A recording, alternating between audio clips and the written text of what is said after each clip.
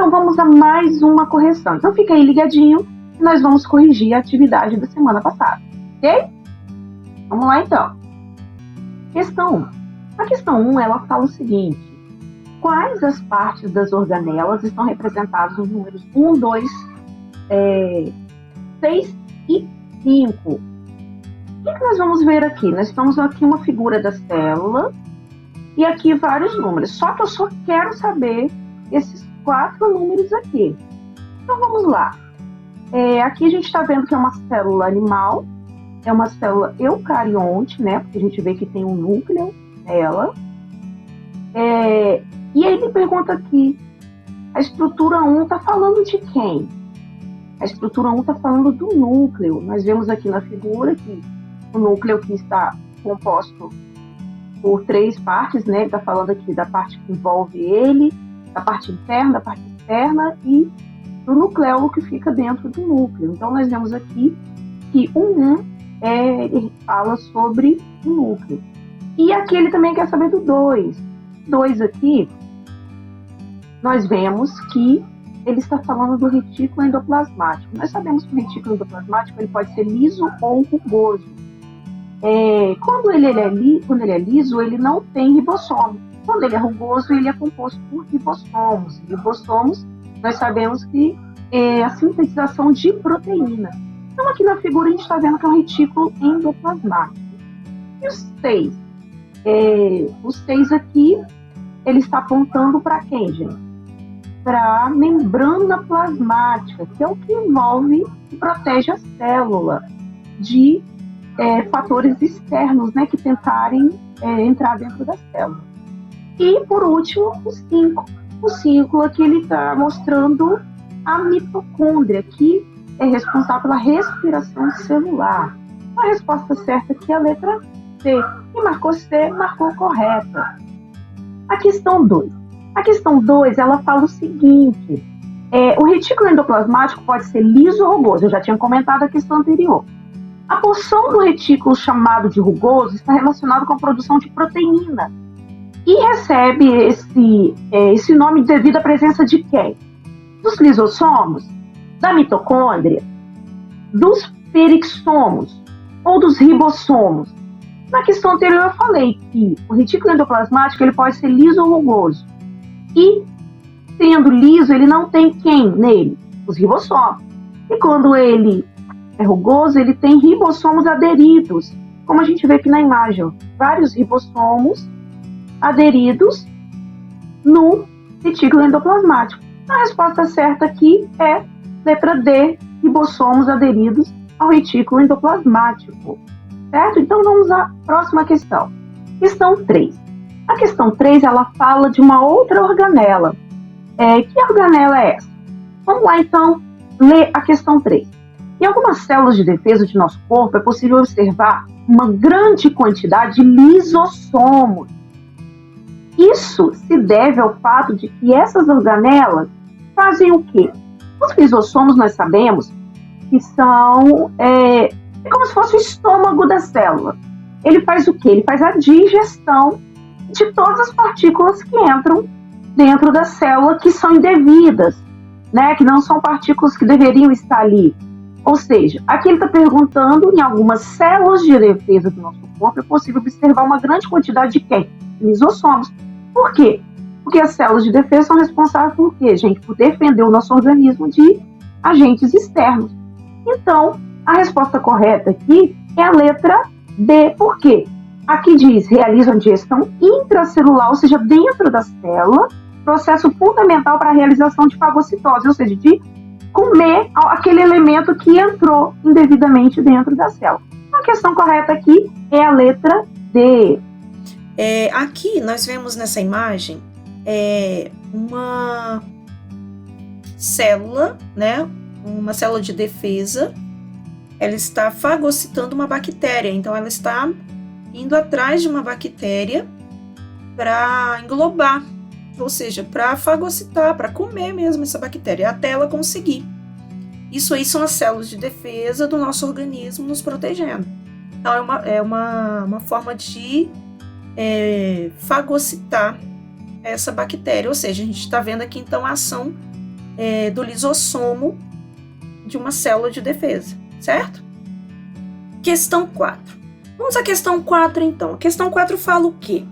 Ela fala, algumas organelas celulares são encontradas tanto em células animais quanto em células vegetais.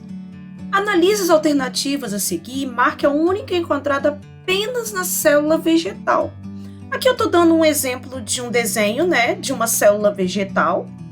Nós estamos vendo aqui, ó, a parede celular, né, e as organelas que compõem a célula vegetal.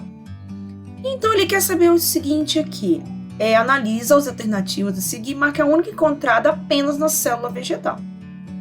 Nós sabemos que a mitocôndria ela é responsável pela respiração celular, então ela também se encontra na célula vegetal. O retículo endoplasmático também ele se encontra na célula vegetal, tanto rugoso quanto liso. Parede celular, a gente encontra na célula animal ou só na célula vegetal? E o complexo de Golgi também se encontra na célula vegetal.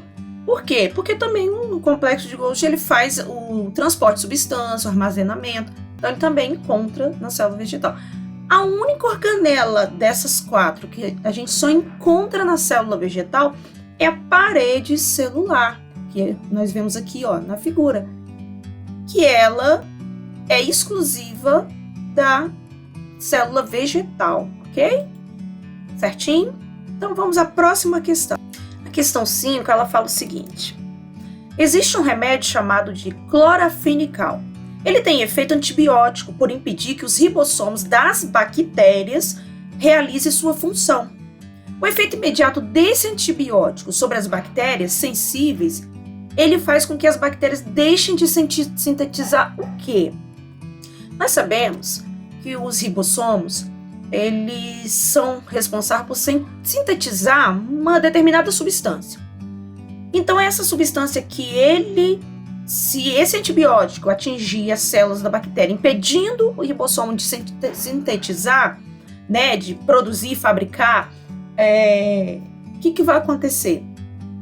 Essa bactéria não vai ter mais essa substância, essa bactéria vai morrer, porque ela não vai poder mais usar essa substância para sobreviver e para fazer várias outras substâncias. Então a gente sabe que os ribossomos eles são responsáveis por sintetizar lipídios, vitaminas, proteínas ou DNA. Nós sabemos então que os ribossomos da célula eles são responsáveis por sintetizar o que? Proteína. Então, logo, a bactéria ela vai perder a sua força proteica por causa desse antibiótico. Então, a resposta certa é letra C, proteína. Vamos lá. Sexta questão. A sexta questão ela fala o seguinte: no citoplasma das células encontram-se diversas organelas, desempenhando funções diversas, ou seja, diferentes. Em relação à função desempenhada pelas mitocôndrias, podemos afirmar que, eu já falei na questão anterior sobre as mitocôndrias, a mitocôndria ela é responsável pela respiração celular, ou seja, é o que faz, é como se fosse o pulmão, né, da célula. É ela que faz com que a célula tenha vida, tenha energia. Então a questão correta aqui é a questão D, porque ela é responsável pela respiração celular. Então eu tenho certeza que vocês acertaram essa questão, ok? Então vamos à próxima questão. Questão 7. A questão 7, ela é bem facinha, bem tranquila de responder. Tenho certeza que todos vocês acertaram. Quais as partes que formam uma célula eucarionte? Nós vimos na nossa aula presencial sobre as células procariontes e eucariontes, mas vamos deixar isso para a próxima aula, que a gente vai entrar mais em detalhes. Nós sabemos que a célula é formada por uma membrana, né, que envolve a célula e protege ela.